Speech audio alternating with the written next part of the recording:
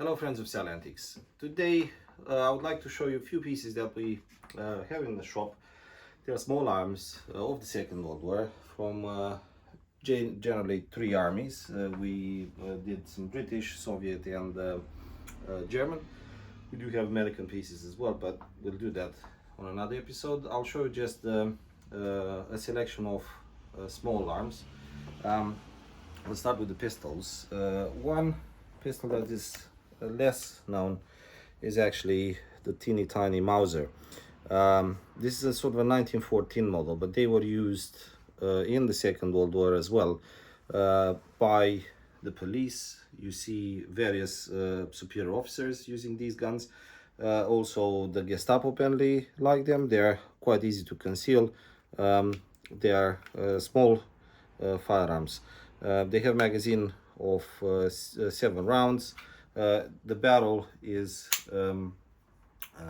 ventilated, it's a cool barrel. It resembles the modern day Berettas.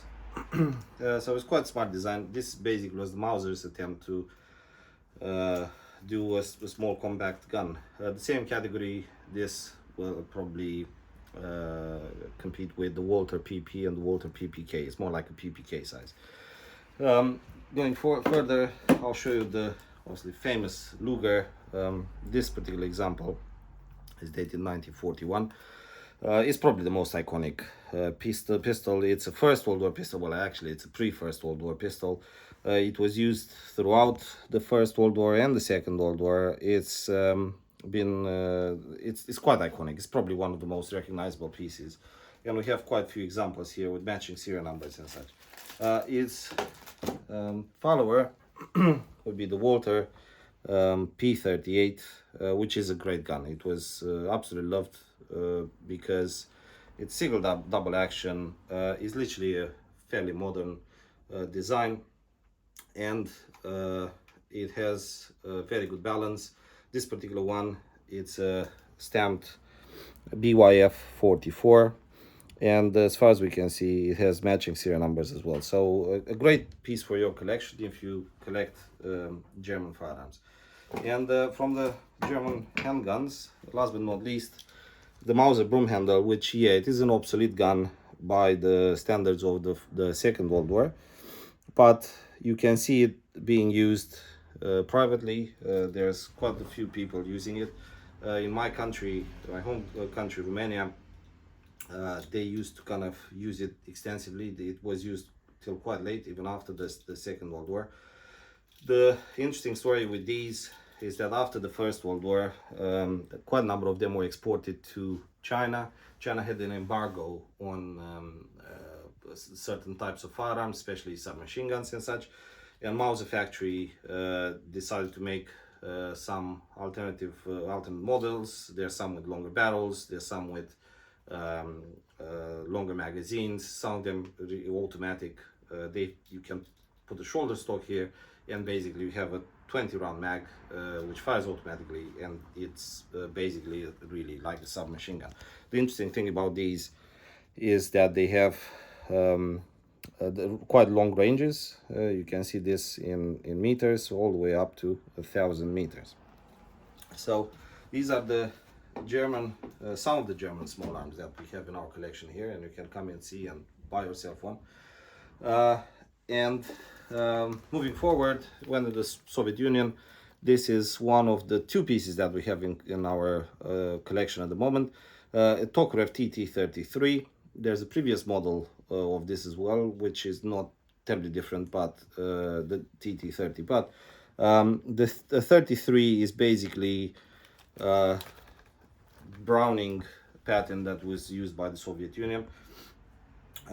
It was a gun that it was made to be simple. It doesn't have a safety as most guns do, which obviously created the problems over the years. Some of them were notorious for dropping their magazines quite easily. It's a single stack magazine.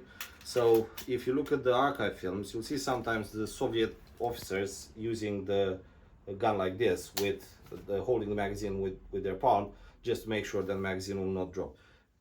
Obviously, it's wartime production. They make loads of them. some of them have defects and such, but the Soviet Union being Soviet Union, they just rushed them into the production. And going further, I have an example from the British Armed Forces. This is basically the revolver that was used extensively throughout the war by the British Armed Forces. They are made, some of them are made, this one is an Enfield one, there's a Webley variant as well. They are obviously quite reliable. A revolver has the advantage of not jamming. That's why it was preferred by a lot of people. They thought, well, you know, you can have issues with the normal semi-automatic pistols. A revolver is a revolver. If the case gets jammed, or it expands too much in the chamber and you can't, or something happens, right? Then you just click, move to next chamber, off you fire. Also, it has a very interesting ejection system. This one is deactivated in such a way that the ejection system doesn't work anymore, but basically the central piece goes up and then the rounds are ejected. We do have other examples where this happens.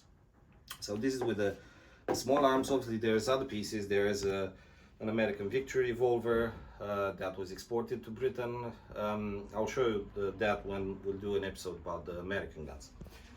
And then moving forward in the line, because we started with German, we go back on the German. This German submachine gun MP40, there's few pieces more iconic than this in the world.